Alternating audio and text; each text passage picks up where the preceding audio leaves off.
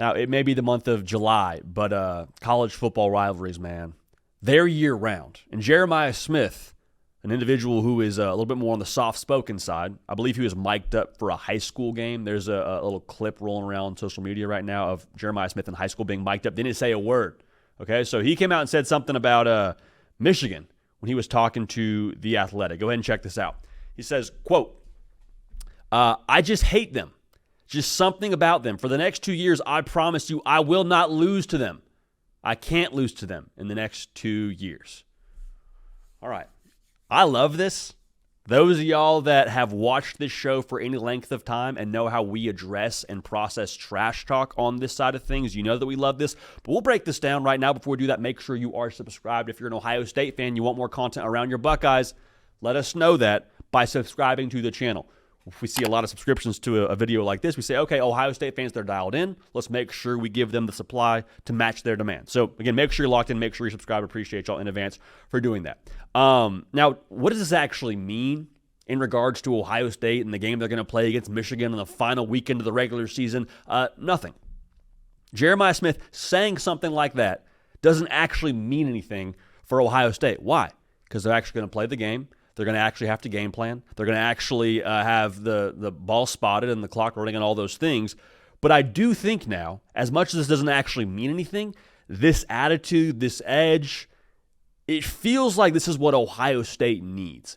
And it's not to say that Ohio State hasn't cared about this game or hasn't had a ton of energy to give to the Michigan game, because that's kind of been a narrative out there, I think, for some folks of saying, well, Ohio State, they're trying to devalue what the Michigan game is because they've been losing it. I don't think that's the case. I think when you talk about what Ohio State needs in a game like this, in a spot like this where you've lost your rival the last 4 years, very similar feeling I get of what Ohio State needs relative to what Michigan needed when they got over the hump and beat Ohio State for the first time in however many years in 2021. And I mentioned this during one of our full-length shows that we have on the channel, so go check it out.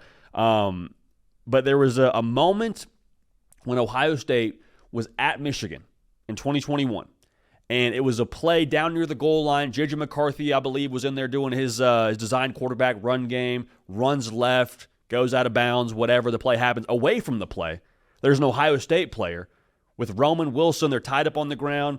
He rips Roman Wilson's helmet off, throws it, and immediately you saw 3 Michigan dudes right there in that Ohio State player's grill. And it's not saying a lot because obviously when your teammate's getting messed with, it's like football code to go come to his aid and kind of start something and handle business, much less in a rivalry game. But that moment to me felt like a microcosm of Michigan drawing a line in the sand with Ohio State and saying, you know what, we're not going to be pushed around anymore. This is just words from Jeremiah Smith, but I think this attitude and this edge, there needs to be a line drawn in the sand from Ohio State of like, you know what, this isn't happening anymore. And it happened post-game last year, which I quite frankly had less of a problem with than I think maybe the rest of the college football public did. I have no problem with Jack Sawyer saying you can't plant the flag on RO. And I know there's a lot of conversation around, well, you shouldn't have let them have their way in those 4 quarters so they don't plant the flag. Different discussion. But I think that edge from Jeremiah Smith, like, is this not the player that you would want to say something like this? A player who could take over the entire game, should he choose to do that? Should Ohio State choose to operate that way? Like, Jeremiah Smith is good enough to massively impact and turn the game in Ohio State's favor when they play Michigan, have to imagine it's big noon, in Ann Arbor. Like, he's that kind of guy. To hear him have the the emotion behind it and to get it and to say, I hate them, I'm not about this, I'm not going to lose to them.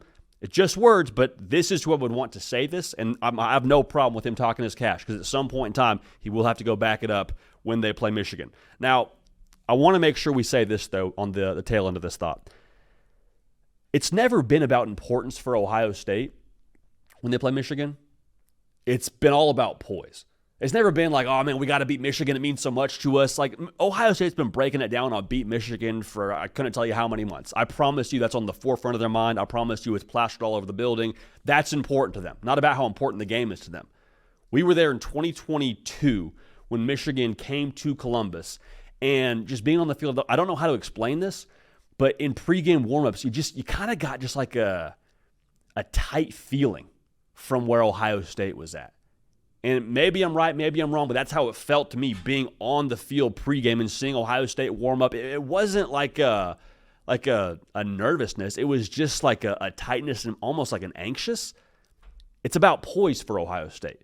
Like, Ohio State lost to Michigan last year, not because they were the less talented team, or I'll say this, I don't think it was even Ohio State being the less tough team. Ohio State's plenty tough a year ago. Physically, they weren't poised enough to maximize all those things they had in-house to win that football game and meet the moment. So I wonder now, just a little bit, in this spot, with all that Ohio State went through a season ago with losing the game and the fallout from losing the game a year ago and then going on the college football playoff run, where they got to go back home against, in some ways they're back to the wall when they're playing Tennessee, not in some ways, in every way. They're back to the wall against Tennessee and then play Oregon in the Rose Bowl, and then just to have to kind of pick up the pieces and kind of gain that mental fortitude for that team. And I'll say this too for Ryan Day. I wonder maybe, just maybe, if that serves them well in this spot this upcoming season when they go to Ann Arbor. But to have your best player saying he hates Michigan and saying it publicly and saying he promises not to lose to them, I'm here for all of that. So I can't wait for this game. College football rivalries are a special thing because you get quotes like this during the month of July. But let me know in the comment section below. Give me your score prediction for this game when it happens here during Thanksgiving weekend in this wonderful thing that will be the 2025 college football season. But, man, love y'all. Appreciate y'all. Caden Smith on the ones and the twos for myself, Jody PicKell. We appreciate y'all, and we love y'all. We'll keep this party rolling. We will see y'all next time.